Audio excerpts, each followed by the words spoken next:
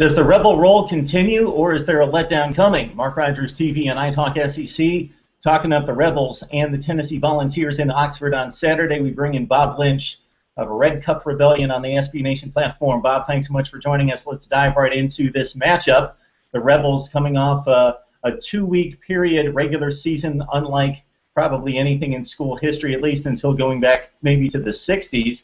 Let's talk about the possible letdown, because some people predicted that to be at Kyle Field last week, and it certainly wasn't. So this Ole Miss football team now takes on a Tennessee team that's not quite up to its status at this point. So your thoughts about this Ole Miss team possibly letting down this week? I think you kind of hit my thoughts when you mentioned the A&M game and how there was sort of a common narrative leading into that game that Ole Miss was going to be hung over from the Alabama win, was sort of primed to be let down on the road against Texas A&M.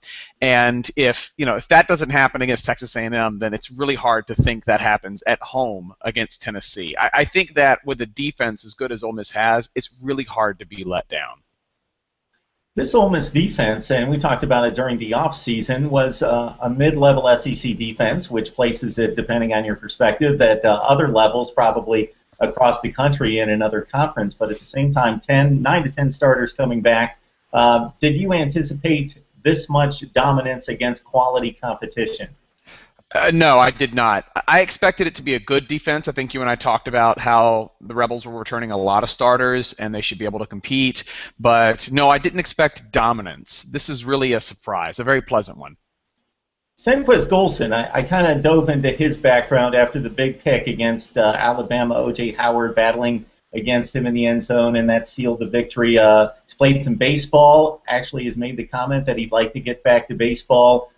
He kind of has been a very sound performer with like 26, 27 career starts, but breaks onto the national scene with the big pick. But he's got like 10 or 11 in his career. So just your thoughts about his play. He's been a real big surprise this year. Heading into the offseason, everyone assumed that sophomore Derek Jones and incoming junior college transfer T. Shepard would be the guys starting at corner. Well, Jones didn't play as well as we hoped he would in camp, and T. Shepard had surgery on his toe, so he's out for the season. So it was left up to Senquez Golson and Mike Hilton to sort of take over those cornerback spots. And they've both been pretty good, and Senquez Golson's been one of the better cornerbacks in the Southeastern Conference. You mentioned his baseball skills. He signed with, or almost signed, with the Boston Red Sox out of high school. Decided to play football instead. Played a little bit of center field for the Ole Miss baseball team.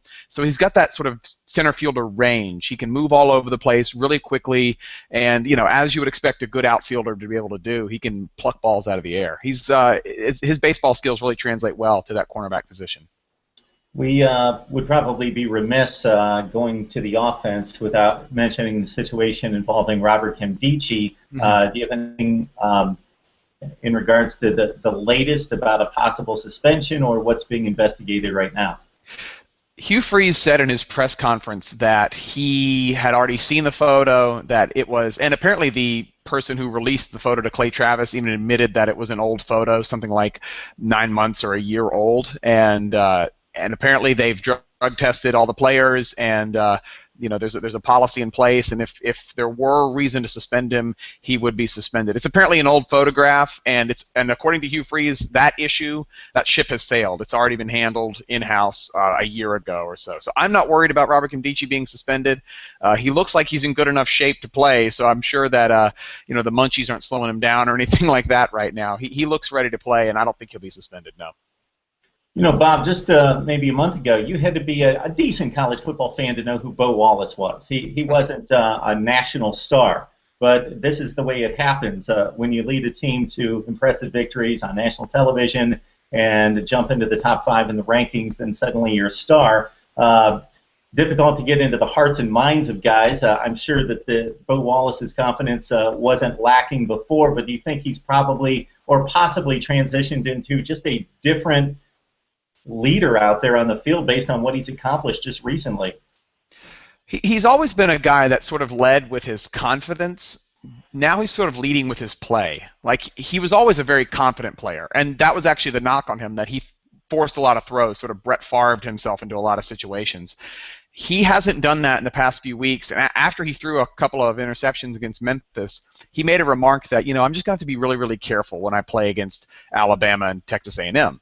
And that's what he did, and I think that he's leading now by example, like showing guys, hey, it's fair to be confident and vocal, but you also have to go out there and play really sound, really smart football. And the offense has done that for the past couple of weeks.